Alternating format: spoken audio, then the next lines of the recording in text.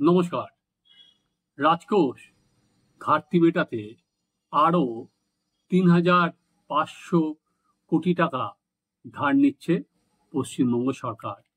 আগামী ২৪শে June HDB নিলামে অংশ নিচ্ছে এ রাজ্য। ইতিমধ্যেই সুপ্রিম কোর্ট নির্দেশ দিয়েছে রাজ্য সরকারকে সরকারি কর্মীদের ডিএ দিয়ে দেওয়ার। তো এখনো পর্যন্ত কবে ডিএ দেওয়া হবে সেটা কিন্তু কোনো সরকারের তরফে জানানো হয়নি, কোনো বিজ্ঞপ্তিও জারি করা হয়নি। মোট ডিএ 25% আদালতের নির্দেশে দিতে বাধ্য রাজ্য। এই মোট টাকাটা যেটা আসবে সেটা রাজ্য সরকারের হিসেব অনুযায়ী 10,000 কোটি টাকার উপর। প্রথমে মোট টাকার পরিমাণ ডিএ ক্ষেত্রেই চলে যাবে হচ্ছে, যদি পুরোটা দিতে হয়, 40,000 কোটি টাকা। যে সরকারের নুন আনতে পান্তা ফুরানের মতো অবস্থা, তারা এত কোটি টাকা কোথা থেকে জোগাড় করবেন? কারণ নানা সামাজিক প্রকল্পে হাজার হাজার কোটি টাকা ব্যয় হয়। তাই এবার এই মাসে কিন্তু রাজ্য নজিরবিহীন ভাবে ঋণ নিচ্ছে রিজার্ভ ব্যাংক থেকে। এই যে 3,500 কোটি টাকার কথা বললাম, এর মধ্যে 2,000 কোটি টাকা 25 বছরের মেয়াদি এবং বাদ বাকি 1,500 কোটি টাকা 26 বছরের মেয়াদি ঋণ হিসাবে নেওয়া হবে। অর্থাৎ দীর্ঘ মেয়াদি এই প্রকল্পগুলোর খরচ মেটাতে এই ঋণ ব্যবহার করা হতে পারে বলে আমাদের কেউ কেউ আর কি অনুমান করছে নবান্নে। কিন্তু 25% যদি ডিএ এর সঙ্গে মেটাতে হয়, তাহলেও তো সে টাকা হয় না। কারণ এটা দিয়েই শুধু মেটাতে হয়, তাহলে 3,500, এর আগে 2,000 এক মাসে শুধুমাত্র কি ডিএর জন্যই এত ঋণ করা হচ্ছে? সেটা কিন্তু সব থেকে বড় প্রশ্ন। যদি ডিএর জন্যই এত টাকা চলে যায়, তাহলে অন্যান্য প্রকল্পের টাকা কোথা থেকে জোগাড় করা হবে? রাজ্য সরকার কি হয়, কোনো জায়গা থেকে যখন ঋণ নিতে চায়, সেটা প্রথমত সংবাদপত্রে আর কি এই খবর প্রকাশিত হয়েছে যে আগের দুটো যে ঋণ, এটা হচ্ছে থার্ড খেপ। এর আগে 3রা জুন রিজার্ভ ব্যাংকের মাধ্যমে রাজ্য সরকার ঋণপত্র ছেড়ে 2,000 কোটি টাকা তুলেছে। তারপর 17ই জুন রাজ্য সরকারের সিকিউরিটির বিনিময়ে আরও 2,000 কোটি টাকা নিয়েছে। এবার ফের 3,500 কোটি টাকা, অর্থাৎ জুন মাসে নবান্ন সব মিলিয়ে 7,500 কোটি টাকা ঋণ নিতে চলেছে। গত 14 বছরে এই মমতা বন্দ্যোপাধ্যায়ের যে সরকার এসছে, কোনো এক মাসে এত কোটি টাকা কিন্তু কোনো সময় তারা ঋণ নেয়নি। 2024 সালের মার্চ মাসে সরকার 6,000 কোটি টাকার ঋণ নিয়েছিল, কিন্তু 7,000 কোটি টাকার গণ্ডি এই প্রথমবার পার করতে চলেছে সরকার। সেদিক থেকে কিন্তু এটা একটা বলা যেতে পারে বিরাট লাভ। ওই যেটা বলছিলাম যে ডিএর সময় অভিষেক মনু সিংভি যেটা বলেছিলেন যে 1 লক্ষে যদি পুরো ডিএটা রাজ্য সরকারকে দিতে হয়, তাহলে কোমর ভেঙে যাবে। তখন আদালত তাদের নির্দেশ দিয়েছিল 27শে জুনের মধ্যে রাজ্য সরকারি কর্মীদের বকেয়া যে মহার্ঘ ভাতা, তার অন্তত 25%, অর্থাৎ 10,000 কোটি টাকার কিছু তাকে মেটাতেই হবে রাজ্যকে।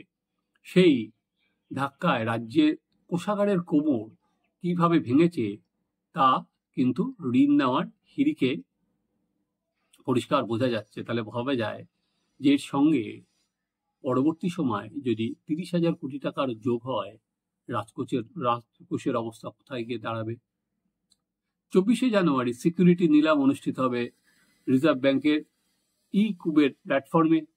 এখানে প্রতিযোগিতামূলক এবং অপ্রতিযোগিতামূলক দুই ধরনের থেকেই বিড গ্রহণ করা হবে। প্রায় সকালবেলা 11টা থেকে বিডিং প্রসেস শুরু হয়ে যাবে। এবার প্রশ্ন আমি যেটা বলছি যে এই 7,500 কোটি টাকা যে ঋণ, এটা যদি পুরোটাই ব্যবহৃত হয় মহার্ঘ ভাতা মেটাতে, তাহলে অন্যান্য প্রকল্প টাকা সংস্থানও রাজ্যকে করতে হবে। কারণ এবার এই বছরে কিন্তু এখনো লক্ষ্মীর ভাণ্ডারের টাকা বাড়ানো হয়নি এবারের বাজেটে।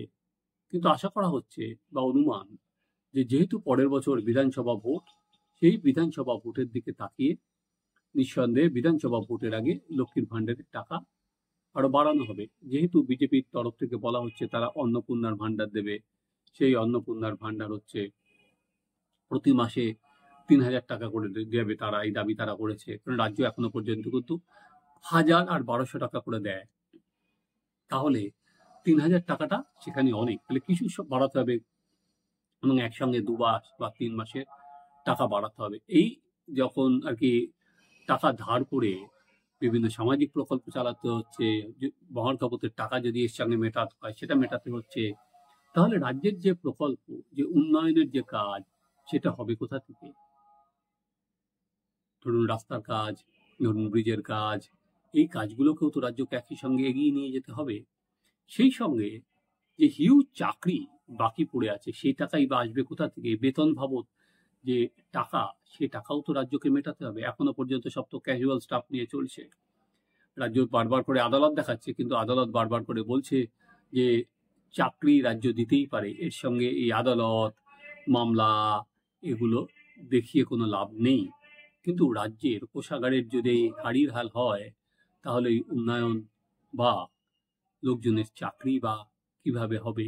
ওই কোনো সময় বেশিরভাগ ক্ষেত্রেই ওই আদালতের দরজা দেখিয়ে সাপও মরছে, লাঠিও ভাঙছে না, এই নীতিতেই কিন্তু এই সরকার এগিয়ে যাচ্ছে, যে জনগণকে বার্তা দেওয়া হচ্ছে দেখো আমি তো তোমাদের জন্য চাকরির চেষ্টা করছি, কিন্তু এবার এই মামলা উঠে গেলেই আমি তোমাদের চাকরি দিয়ে দেব। প্রতিটা বিষয়ে তারা একই এই ফর্মুলাতেই এগোচ্ছে। দুদিন আগে যে ওবিসি যেটা আটকে গেল, ভাতা, এই ওবিসির যেটা ওই ডিভিশন বেঞ্চ, ওবিসি রাজ্য সরকার যেভাবে একটা প্রশাসনিক নির্দেশ বার করেছিল, সেই নির্দেশ তারা স্থগিতাদেশ দিয়ে দিয়েছে এবং বলে দিয়েছে যে রাজ্য সরকার যে ভাবে নতুন করে বলা হয়েছিল, নতুন তালিকা দিয়েছিল, সেই তালিকায় গ্রহণযোগ্য নয়। তার আবার তারা রাজ্য সরকার বলতে শুরু করেছে যে এর ফলে চাকরি বন্ধ হয়ে যাবে। কিন্তু আদালতের নির্দেশে পরিষ্কারভাবে বলা হচ্ছে যে আগের যে ওবিসি তালিকা আছে তাকে দিয়েই চাকরি দেওয়া যায়। সেই তালিকা চাকরি বা শিক্ষাক্ষেত্রে ভর্তির ক্ষেত্রে কোনো অসুবিধা নেই। আদালতের এই নির্দেশের ফলে সেটা বন্ধ হয়ে যাচ্ছে না। একইভাবে আমরা দেখলাম যে ভাতা সংক্রান্ত নির্দেশের ক্ষেত্রে গ্রুপ সি এবং group D single bench Amrita Sinha সেটাও রাজ্য সরকারকে বন্ধ করে দিয়েছে, যে এরা বসে বসে কেন বাড়িতে নেবে, এবং সেখানে রাজ্য সরকার যে দুর্নীতিতে মদত দিচ্ছে সে কথাটাও বলেছে। তো চলুন, এখনো পর্যন্ত মাস শেষ হয়নি, এর মধ্যে 7,500 কোটি টাকা ঋণ নিচ্ছে রাজ্য। এই পরিমাণ কি এই মাসের মধ্যে আরো বাড়বে? কারণ 10,000 কোটি টাকার উপর দিতে হবে মহার্ঘ ভাতা মেটাতে গিয়ে। তাহলে দেখতে থাকুন আমাদের চ্যানেল সাবস্ক্রাইব করুন, আপনাদের মতামত জানান।